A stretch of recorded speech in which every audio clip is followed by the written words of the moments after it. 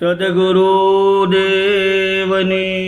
જય, સત્ય સનાતન ધર્મની જય।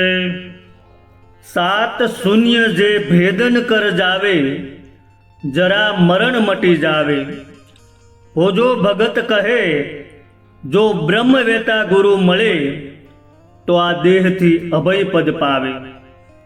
મિત્રો, અનુભવી દાસના ભજનમાં એવું કીધું છે કે ત્રિવેણી ઉપર નૂર જડે, બંકનાળની બજાર જડે। બંકનાળની બજાર જડે તો સૂક્ષ્મ દેહની ગતિ જડે। અને સવારામ બાપાએ પણ પોતાની વાણીમાં એવું કીધું છે કે જોઈ લ્યો બંકનાળની બજારમાં, સુરતા નિશાને સડી, સુરતા નિશાને સડી, જોઈ લ્યો મધ્ય મહેલમાં ખડી। વળી સંતોએ એમ પણ કીધું છે કે બંકનાળના બંકા કિલ્લા, ત્યાં સડશે કોઈ વચન શોખીલા।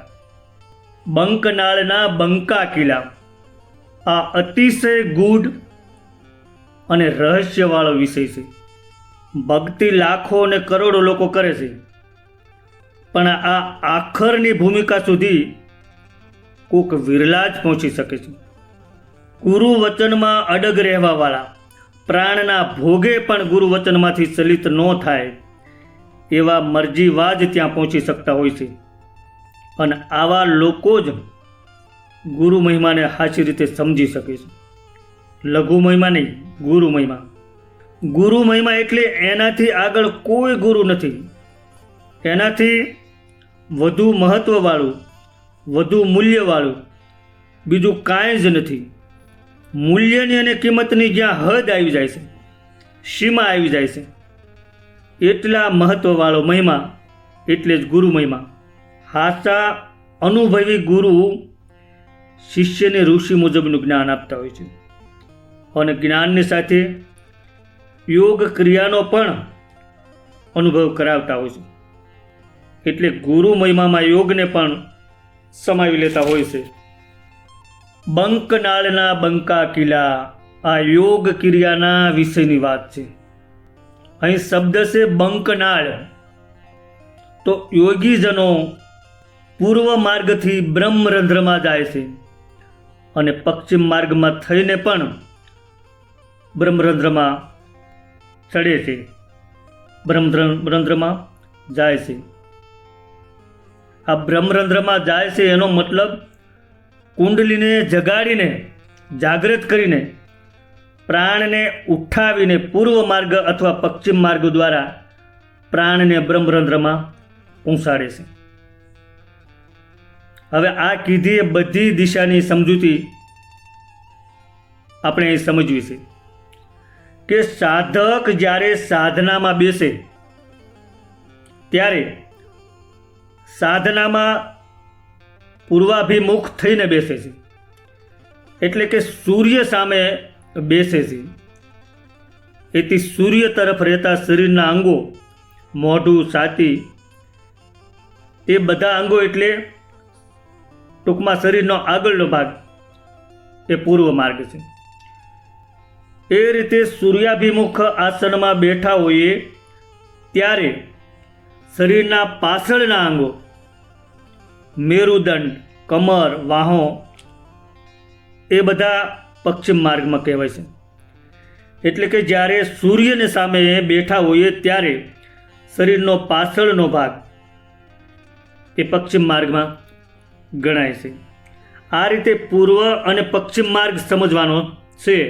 એટલે સૂર્યની સામે પૂર્વ, એની પાછળ પશ્ચિમ, જમણા હાથ બાજુ દક્ષિણ અને ડાબા હાથ બાજુ ઉત્તર, એવી રીતે ગણવાનું। તો આ રીતે સૂર્યની સામે મોઢું રાખીને બેઠા હોઈએ ત્યારે પૂર્વાભિમુખ બેઠા એમ કહેવાય। તેથી પેઢું બાજુથી ઉપર ચડીએ તો પૂર્વગામી ગમન એમ થયું કહેવાય, અને પાછળની બાજુથી ઉપર ચડીએ તો પશ્ચિમગામી ગમન થયું એમ કહેવાય। હવે આ બંકનાળ સુધી પહોંચવા માટે સુરતાને 7 ચક્રોનું ભેદન કરીને ચડવું પડે છે। પૂર્વગામી ગમન માટે યોગશાસ્ત્રોમાં ચક્રોના જે વર્ણન આવે છે તે આ પ્રમાણે છે. પહેલું ચક્ર એ ગુદાથાનમાં છે અને એને મૂલાધાર ચક્ર કહે છે. સૌથી નીચેનું ચક્ર ધરતી સાથે જોડાયેલું છે. બીજું ચક્ર પેડું અને લિંગ સ્થાનથી સંધિ પાસે આવેલું છે અને તેને સ્વાધિષ્ઠાન ચક્ર કહે છે. ત્રીજું ચક્ર નાભી કમળમાં છે અને તેને મણિપુર ચક્ર કહે છે. ચોથું ચક્ર હૃદય કમળમાં ગણાય છે, એને અનાહત ચક્ર કહે છે. પાંચમું ચક્ર કંઠસ્થાનમાં ગણાય છે અને એને વિશુદ્ધ ચક્ર કહે છે. છઠ્ઠું ચક્ર એ આપણી બે આંખના ભમરની વચમાં જે જગ્યાએ આપણે ચાંદલો કરીએ છીએ તે સ્થાન એટલે કે ત્રિકુટી સ્થાન ગણાય છે અને એને આજ્ઞા ચક્ર કહે છે. સાતમું જે ચક્ર છે એ મસ્તકના મધ્યમાં જ્યાં ચોટલી રાખવામાં આવે છે ને એ સ્થાન ગણાય છે કે જે બ્રહ્મરંધ્ર કહેવાય છે. નવજાત શિશુના મસ્તકના મધ્યમાં જે ભાગ પોસો હોય છે, જ્યાં આંગળી મૂકવાથી ધબકારા અનુભવાય છે, તે બ્રહ્મરંધ્રનું સ્થાન છે. આ ચક્રને સહસ્ત્રાર ચક્ર કહેવામાં આવે છે. હવે આ ગણાય બધા ચક્રો મેરુદંડમાં એટલે કરોડરજ્જુમાં સમજવાના છે. ચક્રોની આટલી સમજ મેળવ્યા પછી હવે આપણે ત્રિકુટીને બંકનાળ ભમર ગુફા એ વિશે થોડુંક સમજીએ. તો મેરુદંડમાં રહેલી સૂક્ષ્મના નાડી જ્યારે કંઠ સુધી પહોંચે છે ત્યારે એ નાડીના બે ભાગ પડે છે. એટલે કે એ નાડી બે માર્ગમાં વહેંચાય છે. નાડીનો એક ભાગ કંઠમાંથી જુદો પડી બે ભ્રમરોની વશમાં થઈને બ્રહ્મરંધ્રમાં પહોંચે છે. આ આગળનો પૂર્વ માર્ગ છે અને એ નાડીનો બીજો ભાગ કંઠમાંથી પાછળ ને પાછળ સીધો બ્રહ્મરંધ્રમાં પહોંચે છે. તે માર્ગને પશ્ચિમ માર્ગ કહેવાય છે.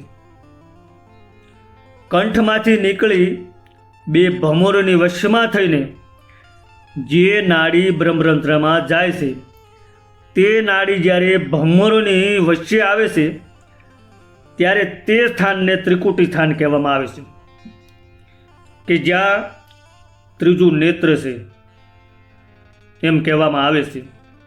ત્રીજું નેત્ર એ જ્ઞાનનું પ્રકાશનું નેત્ર છે. અતિન્દ્રિય જગતનું અતિન્દ્રિય પદાર્થનું જ્ઞાન આપણને ચર્મચક્ષુ દ્વારા નથી થઈ શકતું. ચર્મચક્ષુ જે સૂક્ષ્મ અને અતિ સૂક્ષ્મ પદાર્થોને જોઈ શકતા નથી, અનુભવી શકતા નથી, તેને જોવા માટે, તેને અનુભવવા માટે આ ત્રિકુટીમાં રહેલા જ્ઞાન નેત્રની મદદ લેવી પડે છે. આ જ્ઞાન નેત્ર જ્યાં રહેલું છે એ ત્રિકુટી સ્થાન છે અને એ માર્ગ અને ત્રિકુટી માર્ગ પણ કહેવાય છે. ગુરુ ગમે ત્રિકુટી દ્વાર ખુલતા, ચાહે ત્રિકુટી માર્ગવાળો પૂર્વ માર્ગ હોય કે પછી ભમર ગુફાવાળો પશ્ચિમ માર્ગ હોય, એ બંને ગુરુગમ છે.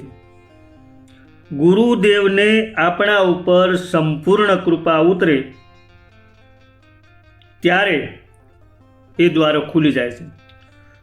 ગુરુદેવના માર્ગદર્શનમાં સાધના કરવાથી પ્રાણના બ્રહ્મરંધ્ર તરફના વહન દરમિયાન એ દ્વારો ખુલી જાય છે અને એ દ્વારો ખુલેલા હોય તો જ પ્રાણ પૂર્વ માર્ગ કે પશ્ચિમ માર્ગ દ્વારા બ્રહ્મરંધ્ર સુધી પહોંચે છે.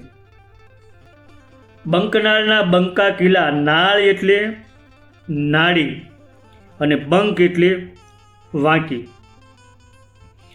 ત્રિકુટી પાસે જે વાંકી નાળ કે નાડી છે ત્યાંથી પ્રાણને પસાર થવું પડે છે. અને ત્રિકુટી એટલે ઈંડા, પિંગલા અને સૂક્ષ્મણા, આ ત્રણ નામની ત્રણ નાડીઓ બે ભમરોની વચ્ચે ભેગી થાય છે તે થાન એટલે ત્રિકુટી. ત્રિકૂટી એટલે આધ્યાત્મિક, આધિદૈવિક અને આધિભૌતિક એ ત્રણેય દુઃખોને કૂટી નાખનારી કે નાશ કરનારી. આ થાનમાંથી જ્યારે પ્રાણ આગળ વધે છે ત્યારે યોગની ભાષામાં ત્રુકટી ભેદ થયો એમ કહેવાય છે. યોગીઓ જ્યારે પશ્ચિમ માર્ગમાં થઈને પ્રાણને બ્રહ્મરંધ્રમાં લઈ જવાનો પ્રયત્ન કરે છે ત્યારે ત્યાં આવેલા એક ચક્રને ભેદવાનું થાય છે. એ ચક્રમાં જે સૂક્ષ્માતિ સૂક્ષ્મ કેન્દ્ર છે એને ભેદવા, એને તોડવા પ્રાણને ત્યાં લાંબા સમય સુધી અથડાવવો પડે છે, ટકરાવવો પડે છે, એમનામ નથી ખુલતું. ત્યાં ભમર ગુફા માર્ગ છે, ત્યાંથી આગળ વધતા યોગી ભયભીત પણ થઈ જાય છે. કારણ શું છે કે એ સમયે એને પ્રાણ છૂટી જવાનો પણ ભય લાગે છે. એટલું કઠિન એ વસ્તુ છે. આવા કઠિન માર્ગમાં કોણ ચડી શકે? કે જેને મૃત્યુનો પણ ભય નથી એવા યોગીઓ જઈ શકે. એટલા માટે આ માર્ગ ઉપર ચાલનારા બહુ અલ્પ છે. ત્રિકુટીનો બંકનાળનો અનુભવ લઈ પછી પશ્ચિમ માર્ગથી ભમર ગુફામાં થઈ બ્રહ્મરંધ્રમાં પહોંચે એ તો અતિ અલ્પ છે. કોઈ યોગી ભાગ્યે જ ત્યાં પહોંચી શકે છે અને ત્યાં પહોંચ્યા પછી તેનું કાર્ય, તેની સાધના પૂર્ણ થઈ જાય છે. મનુષ્ય જીવનની સાર્થકતા થઈ જાય છે. સવારામ બાપાએ એ સિદ્ધિ મેળવીને ત્યાં પહોંચીને અનુભૂતિ કરીને પછી જ એમની વાણીમાં કીધું છે કે જોઈ લો બંકનાળની બજારમાં સુરતા નિશાને સડી, સુરતા નિશાને સડી, જઈ નહીં તો મધ્ય મેલમાં ખડી. જોઈ લો બંકનાળની બજારમાં સુરતા નિશાને સડી. સદગુરુ ભગવાનની જય.